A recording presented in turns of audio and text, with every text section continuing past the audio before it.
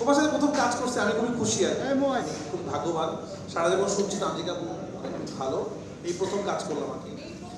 বা তুমি আমার জন্য খুব এখন এই প্রথম আজকে সবার সামনে আমার প্রশংসা করছে। এর আগে যতক্ষণ আমরা যেখানে ছিলাম ও আমার শুধু দুর্নাম করতে করতে হয়রান করে। কারণ তুমি অনেক লম্বা, এটাই সমস্যা। তুমি খোঁজাভাবে কথা বলতে হয়। তো যেটা হলো তান্ত্রিকা আপু খুবই ভালো অভিনেত্রী, কিন্তু তুমি লাগটা ভালো না তোমার, কারণ তুমি যে সিনেমা অভিনয় করো সেই সিনেমা সেন্সর বোর্ডে আটকে দেয়, সেটা হোক মহানগর হোক অমীমাংসিত। তুমি সব ঝামেলার কন্টেন্টে কেন কাজ করো, যে কন্টেন্টগুলো নিয়ে মানুষের একটু ঝামেলা হয়? এই উত্তরটা দাও। অলরেডি তো রিলিজ হয়ে যাচ্ছে, আজকেই হয়ে যাচ্ছে একটু পরে। আর রাখি যেটা বললো সেটার উত্তরটা আমি পরে দিচ্ছি। এই যে বললো একটু শর্ট, আমি লম্বা হয়েছে, আমাকে এটা উঁচু করে কথা বলতে হচ্ছে। এনিওয়ে, যে সাংবাদিকগুলো এখন সামনে আছেন, যাদের সাথে আমার লাস্ট 2 বছরে দেখা হয়েছে, প্রত্যেকেই একটা প্রশ্ন আমাকে করেছেন যে অমীমাংসিত কবে রিলিজ হচ্ছে। ইচ অ্যান্ড এভরিবডি যাদের সাথে মোটামুটি কখনো কখনো দেখা হয়েছে। আমাদের যে স্টোরিগুলো ছিল এবং আমলনামাতেও ছিল ইন্সপায়ার টু স্টোরি, যে কন্টেন্টগুলো আমি সত্যি করে অবলম্বনে বানানোর চেষ্টা করেছি সেগুলো ফ্রাইডেতে ছিল যে ইন্সপায়ার বাই টু স্টোরি, আপনার খেয়াল করবেন এটাতে কিন্তু নাই, কারণ এটা আমরা ওরকম কোনো সত্যি ঘটনা এক্সাক্ট অবলম্বনে বানাতে চাইনি, আমরা আসলে ফিকশনভাবে বানানোর চেষ্টা করেছি।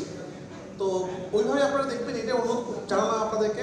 সেন্সার বোর্ডকেও আমরা এটা দেখানোর চেষ্টা করেছি, সেন্সার বোর্ড যখন দেখেছেন তখন সেটা আমরা সেন্সার দিয়েছে। আমি আমার অভিনেত্রী থেকে ধন্যবাদ দিতে চাই, এই কাজটা যখন করি তার আগে আমরা অনেকদিন রিহার্সাল করি, অনেকদিন প্রেপ করে কাজটা হয়েছে। কারণ আমি আসলে এখানে কেন চেয়ার দিতে না করলাম, কারণ এই সিনেমার যারা অভিনয় করেছেন প্রত্যেকটি ক্যারেক্টার ইম্পর্টেন্ট, সবাই খুবই গুরুত্বপূর্ণ রোল অভিনয় করেছেন। তো এখানে আসলে এটা ওই ধরনের সিনেমা না যে একজন নায়ক একজন নায়িকা, এটা আসলে কন্টেন্টটাই আসলে নায়ক, কন্টেন্টটাই আসলে নায়ক। তো যাই হোক, আপনারা সবাই দোয়া করবেন কন্টেন্টটার জন্য, এবং এই ধরনের কন্টেন্ট যদি মানুষ দেখে তাহলে নানান ধরনের কন্টেন্ট দেখার তৈরি হবে। আমি অডিয়েন্সদেরকে আহ্বান করবো, আপনারা অনেকদিন যাবত চাচ্ছিলেন অডিয়েন্স দেখার জন্য, চলে এসেছে।